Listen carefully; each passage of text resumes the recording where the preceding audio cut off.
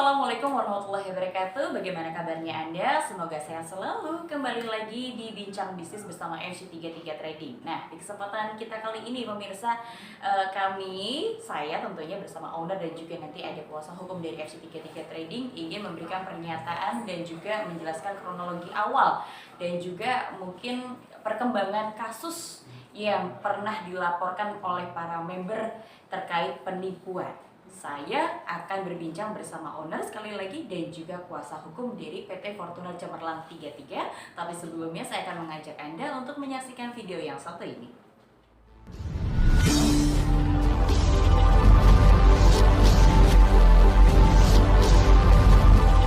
Hai kawan-kawan semua, tak pernah lelah kami ingatkan kepada kawan di sana bahwa FC33 Trading merupakan tempat pelatihan trading online yang mampu memberikan keuntungan yang maksimal di dalam perdagangan mata uang di dunia.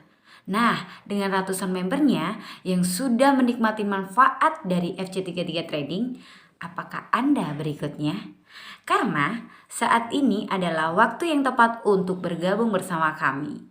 Segera hubungi ke nomor hotline kami 0821 4302 8397 atau bisa datang ke kantor kami di Ruko Sandigo 73 Blok MR2 nomor 2 Pakuwon City, Surabaya. Kami tunggu kehadirannya. FC33 Jos. Sudah hadir bersama saya di sini owner dari FC33 Trading, Mr. Chan, dan juga didampingi oleh kuasa hukumnya Pak Daniel di sini ya. Langsung saja kita sapa. Apa kabarnya Mr. Chan dan juga Pak Daniel? Baik ya, luar biasa. Baik, mungkin saya ingin lebih bertanya terlebih dahulu kepada Mr. Chan terkait kronologi awal. Bagaimana ceritanya sampai ada laporan penipuan yang dilakukan oleh para member? Ya, kronologi awal itu mereka semua kan mendaftar sebagai member di FC33, mendaftar di robot, mendaftar di manual. Nah, di sini kan di FC33 kan ada SOP-nya juga di robotnya. SOP-nya itu adalah kalau sesuai dengan target segera diambil uangnya. Nah, tetapi nggak diambil, targetnya sudah terpenuhi nggak diambil, habis loss, lapor, kan lucu. Ada lagi yang manual, nggak ikut-ikutan, orang itu lapor nggak ikut-ikutan, nggak ada masalah dengan kita juga laporan. Nah, seperti contoh yang pernah saya terima dengan baik di kantor kita, laporan kita terima dengan baik. Nah itu, jadi di sini tuh aneh-aneh, lucu-lucu tentang pelaporannya. Ini kan sudah tahun 2 Juli itu laporan tersebut sudah dilayangkan, lalu saya sudah di BAP sampai Juli sampai detik ini. Ya, saya masih ada di sini di kantor. Baik, jadi masih baik-baik saja. Tapi sebenarnya kalau sesuai SOP itu seperti apa sih member yang sudah bergabung dan sudah menuai profit harusnya seperti apa? Apakah benar kalau misalnya masalah loss itu harus nagihnya ke kantor ini atau penagihannya kemana seharusnya? Kalau untuk penagihan ya enggak penagihan toh. Kan itu kan kalau untuk trading itu kita ini adalah tempat pelatihan dan bukan broker. Kalau broker itu contoh broker apa yang di Indonesia, contoh broker apa kita yang penting, saya kan broker gak sebutkan nama ya. Nah di sini kita broker kan macam-macam broker kan, pesertanya kan bisa milih sendiri broker apa atau rekomendasi dengan rekomendasinya FC33. Nah di sini FC33 adalah tempat sarana, tempat pelatihan dan ada opsi lain yaitu robot kan begitu. Tinggal member-member itu pilih. Ya di sini mereka yang memilih manual kan otomatis diajari, yang tidak bisa menjadi bisa. Nah singkat cerita mereka sudah belajar di tempat kami, datang di tempat kami bisa untung. Nanti kalau dia pulang nggak bisa untung, itu sebabnya apa? Ya karena mungkin faktor emosi, faktor dan lainnya, kan banyak faktor. Nanti kalah menyalahkan FC33 atau apa. Nah di sini banyak seperti itu. Jadi bisa digarisbawahi bahwa FC33 ini hanya tempat pelatihan, bahwa uang-uang mereka ini sebenarnya sudah masuk ke market dan juga dikelola oleh broker ya Pak. Masalah loss itu adalah bukan tanggung jawab dari FC33, tapi memang karena mereka bermain trading sendiri. Iya, Iya, betul. Kan kan mereka kan kalau beli robot kan ke kita. Kalau untuk dia deposit kan deposit ke tempatnya broker. Tempatnya broker. Baik. Iya, bukan ke PT-nya FE33. Ya benar sekali, karena hanya institusi pelatihan di bidang trading ya. Selain mau ke Pak Daniel, di sini upaya hukumnya seperti apa Pak dari yang pelaporan tahun lalu ini? Ini kan sudah bergulir sampai 2021 ya? Iya. Jadi kalau kita ini kan posisinya sebagai terlapor. Yang pertama dilaporkan oleh member-membernya dari PT FG33 ini pasal 372, 378 yang mana itu mengarah kepada penipuan dan penggelapan. Kalau kita dimasukkan ke arah penggelapan, dilihat dari segi hukumnya, apakah Pak Chan ini membawa uangnya nasabahnya, tapi tidak dimasukkan kepada tempat broker pialannya. Tapi itu kan hal enggak yang dilakukan beliau. Nah, dibilang penipuan, apakah Pak Chan ini apakah melakukan penipuan memang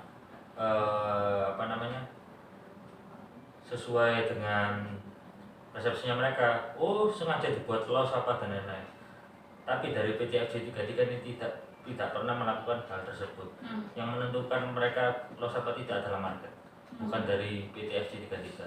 Nah, mereka mungkin akan menguraikan ke arah unsur sana. Tetapi kita juga harus punya, sebagai terlapor juga menyediakan data-data pendukung, yaitu bukti-bukti. Nah, nanti dari kepolisian disesuaikan lagi dari unsurnya, mereka melapor 372, 378 dengan bukti apa, dari pihak kita punya bukti pendukung bahwa kita tidak melakukan hal tersebut. Nah, setelah itu akan dilakukan, mungkin dari kepolisian akan dilakukan gelar perkara. Nah, tapi kalau gelar perkara ini dirasa andai kata, kan masih tahapnya masih proses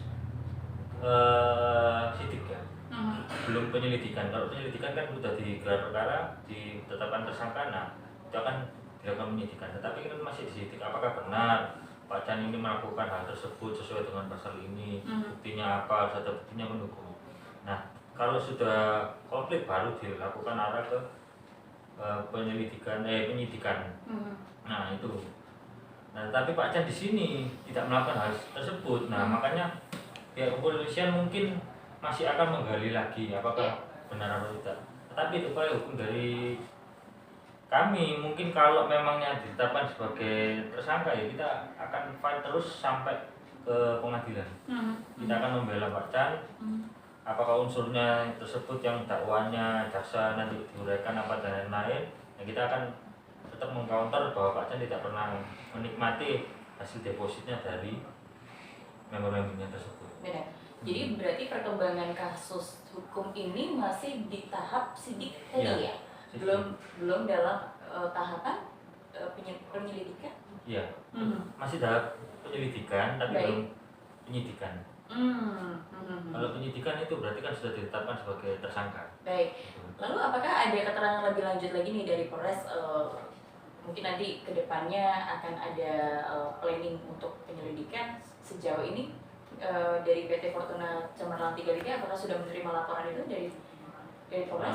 Untuk perkembangan kasusnya, cuman terakhir sampai masih memeriksa ini ya apa, dari saksi-saksinya ini, dari saksi-saksinya pelapor. Baik. Diperiksa, nanti kalau mungkin tahapnya sudah selesai mungkin dilakukan gelar perkara sama Polrestabes. Baik, berarti ini masih proses ya di Iya, sana ya, tadi belum ada informasi lebih lanjut. Iya. Kira-kira yang dilakukan Pak Daniel dan Pak Mr. Chan pada saat itu pengumpulan buktinya, bukti apa saja yang diberikan? Yang diberikan antara lain yang memang kita ini terima uang pelatihan, itu kita berikan. Nah, bukti mereka juga pun pernah withdraw ya Pak ya, withdraw untung kita sertakan juga.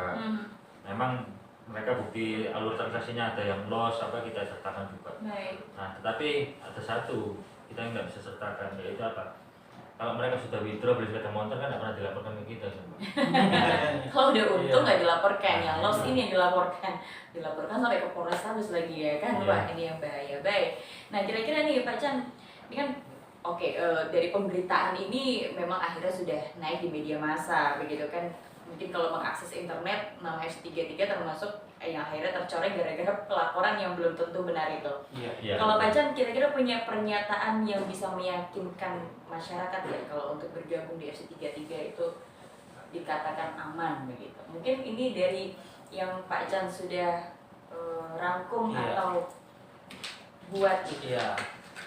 Salam sejahtera bagi kita semua. Pada hari ini saya mengadakan konferensi pers dengan kawan-kawan pers juga guna meluruskan kabar berita yang beredar yang menjelekan PT FC33 ini. Saya selaku perwakilan PT FC33 ini ingin menjelaskan bahwa PT FC33 adalah perseroan yang didirikan secara tabu. 2. PT FC33 ini adalah perseroan yang bergerak di bidang pelatihan, training yang mana melatih orang yang belum tahu dunia trading menjadi tahu melakukan trading di dalam dunia berjangka. 2. 3. PT FC33 memang sering diberitakan yang tidak bagus oleh pihak-pihak yang tidak bertanggung jawab atas kebenaran pernyataan yang mereka utarakan. 4. Mereka yang tidak suka sering mengomentari PT FC33 seakan melakukan tindak pidana yang mengarah kepada penipuan member-membernya. 5. Oleh karena itu, saya ingin membenarkan berita tersebut yang mana bahwa PT FC33 tidak pernah melakukan penipuan terhadap member-membernya. 6. Apabila pihak PT FC33 melakukan penipuan, pastinya sudah diproses di pengadilan dan mendapat vonis dari hakim. 7. Maka untuk itu kita harus cermat membaca dan menganalisa berita dari pihak-pihak yang merasa tidak suka dengan FC33 tersebut. 8. Apabila ada pihak yang tidak suka dengan FC33 itu sih wajar saja. Ya memang sangat saya anggap sebagai pesaing bisnis atau saya anulir sebagai iklan promosi gratis tentunya saya saja. Atau seperti hater di Instagram yang tidak suka melihat orang jadi populer. 9.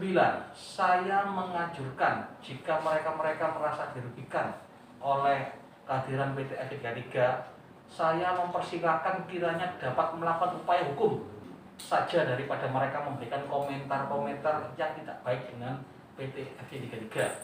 Dan juga seharusnya kita harus paham dan menghormati hukum yang berlaku di Indonesia, yang dimana dalam undang-undang hak seseorang untuk mengadu atau melapor kepada instansi itu tidak dihalang-halangi. 10. Ya memang saya harus jadi orang yang sabar dan menggunakan kepala dingin dalam menanggapi hal tersebut. Akan tetapi apabila mereka masih tetap melakukan hal tersebut, maka saya juga punya hak untuk melapor kepada instansi terkait menyemarkan nama baik FC33. Sekian saya sampaikan atas perhatian dan kerjasama kawan-kawan. Saya ucapkan terima kasih banyak sudah membantu untuk mengutarakan hak saya untuk menjawab para haters. Salam sejahtera bagi kita semua. Baik, luar biasa sekali. Nah, tadi pesan dan juga himbauan dari Mr. Chan kepada masyarakat, kepada pemirsa semua di sini, saya anggap merupakan pertanyaan terakhir. Saya ucapkan terima kasih untuk waktunya Mr. Chan dan juga Pak Daniel. Sukses selalu tentunya untuk PT Fortuna Cemerlang 33. Demikianlah pemirsa yang tadi Anda sudah dengarkan sendiri bentuk klarifikasi dari owner dari FC33 Trading dan juga didampingi kuasa hukumnya Pak Daniel yang sudah memberikan keterangan secara lengkap sekali bagaimana dimulai dari kronologi, terus perkembangan perkaranya sampai nanti bentuk penyelesaiannya seperti apa. Mudah-mudahan nih Anda sendiri menyaksikan ini bisa membuka pikiran Anda siapakah bagi Anda, menurut Anda mana yang benar, mana yang salah. Tentunya kalau misalnya ada berita buruk, bukan dalam arti berita itu perkaraan itu memang dikatakan benar, tapi kita harus bisa membuktikannya ya. Terima kasih untuk partisipasinya dan Anda yang sudah menyaksikan ini. Jangan lupa untuk subscribe dan juga tekan tombol loncengnya untuk bisa mengetahui informasi lebih lanjutnya. Sampai jumpa.